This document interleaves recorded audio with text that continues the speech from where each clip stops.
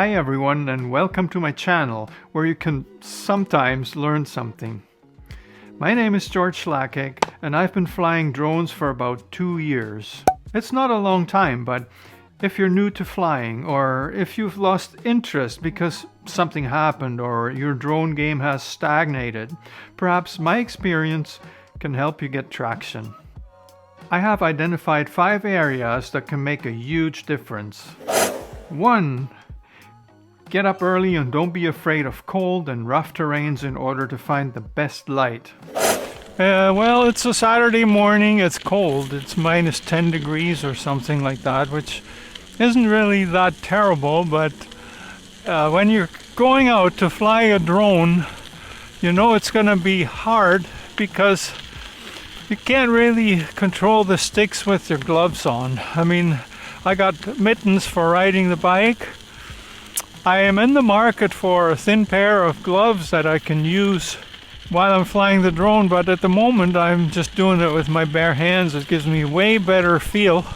Well, my flight time is limited anyways because the batteries go down way faster when it's so cold. I'm also on a slippery trail, so I'm not going as far as I would like to go, but that's okay. Here's the tricky part. I gotta get down to the river. I'm on a trail up here. See, my bike is locked up on the tree. Well, it's not so bad. Oh yeah, gotten past the tricky part anyways. Now I am technically on the river. I can't go much further. There's ice on it, but it's very thin this time of year. So the light is totally beautiful. I could see the city skyline over there. It's reflecting the sunlight. Light is everything, folks.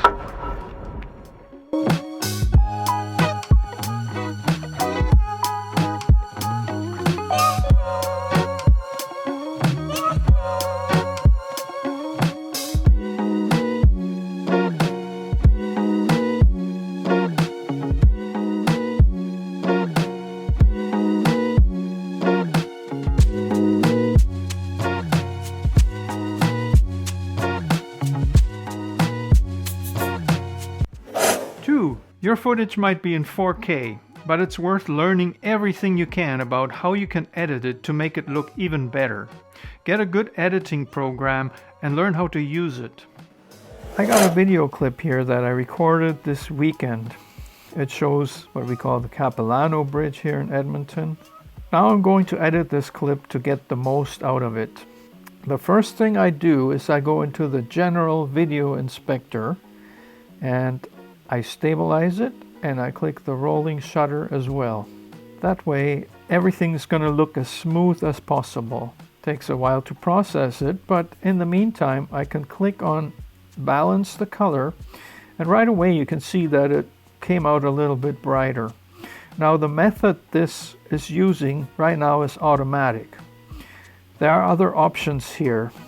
See, I have a lot of snow in the picture and the snow is going to be pure white, at least supposed to be. So let's blow this up a little bit. There, it's 100% enlargement, and now I could pick myself a spot where the snow would be pure white. How about on this roof over there?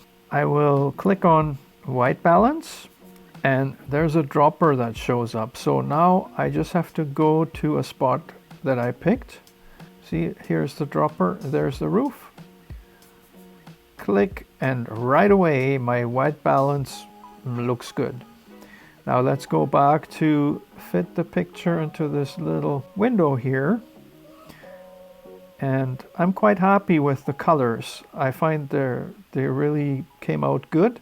But to boost this up even more, I'm going to play with the saturation levels a little bit, because I want this clip to really stand out when I upload it to stock footage. And for the exposure, it's almost like I don't really have to do anything, but I'm gonna watch this clip in full screen and decide again. See, I find there are some dark areas on here, like the trees, for example, or even the shadow here. I don't have a lot of detail. Let's see if there's anything that I can do. I know that when I boost up the dark areas by themselves, and you can see that there's no more contrast left. Well, I don't want that, so I'm gonna reset this completely. But what about if I boost the highlights and to a lesser extent the midtones? Let's watch it in full resolution right now. You tell me in the comments whether you like it like this or not. I think when you look at those trees and this area here, it's still dark, but there's more detail in it than there was before. So I'm gonna save this clip.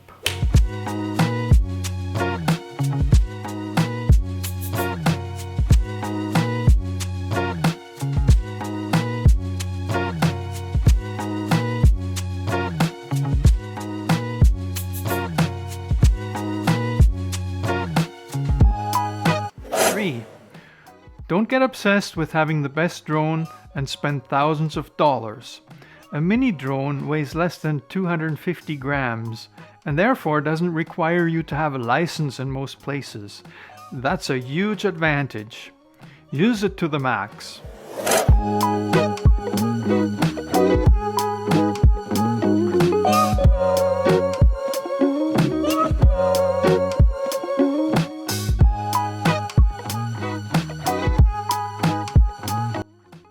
See, right now I'm showing you footage that I recorded with my DJI Mini 2. It looks pretty good. For most applications, that DJI Mini 2 is perfectly suitable. And the thing with that is that you actually don't need a license for that. And 4.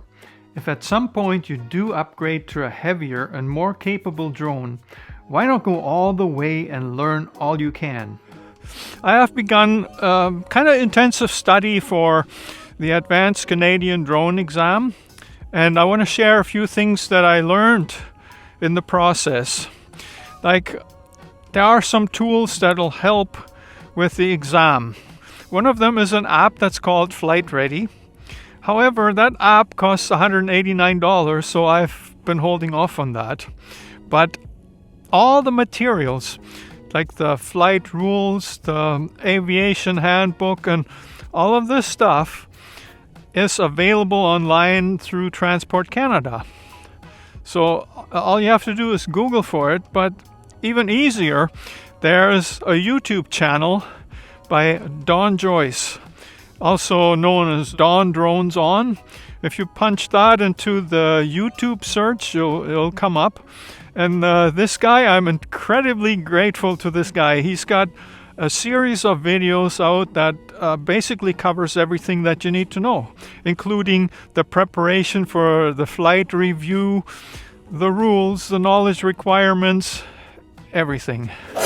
5. Regardless of what drone you have, you can earn money with your drone.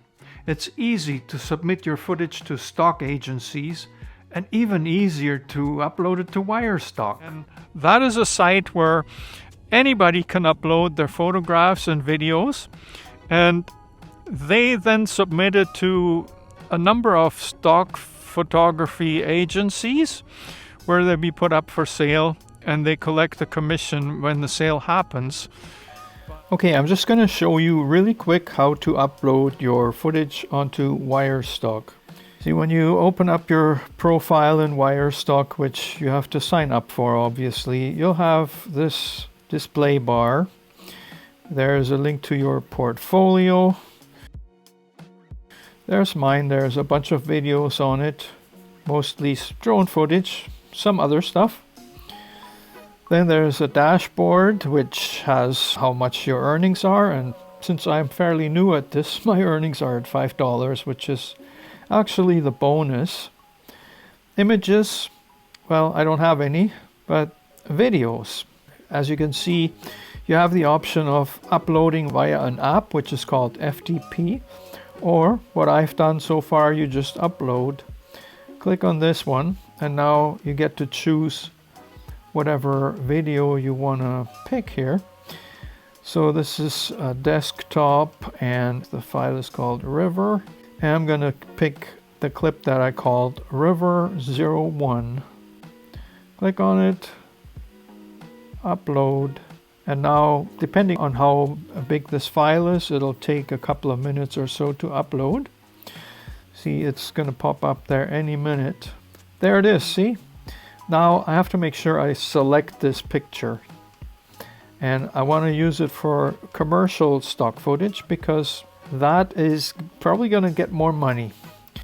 When you have a free account on Wirestock, you get 500 uploads per month with the easy submission.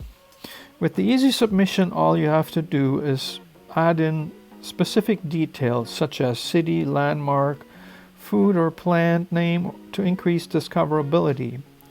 Aerial footage, North Saskatchewan River, ice formations, mid-November after sunrise. Now, I always check these because sometimes it seemed to mess it up before, but see, these are all the stock agencies that Wirestock will submit it to. All I have to do is click submit. One media successfully submitted. Last but not least, if you've been flying for a while and learned all you can, you likely have a skill that is highly valued and marketable. Why not take it up a notch and offer drone services for hire? You didn't get this far because you had to. You probably enjoy this hobby a whole lot more than your job. Doesn't it just make sense? I got some links in the description to the drone you might want to buy. I don't know if you will. Christmas is coming up. So if you use my links, I would greatly appreciate it because I get paid a small commission. It's not like it. Okay, give me a thumbs up and I'll see you next time.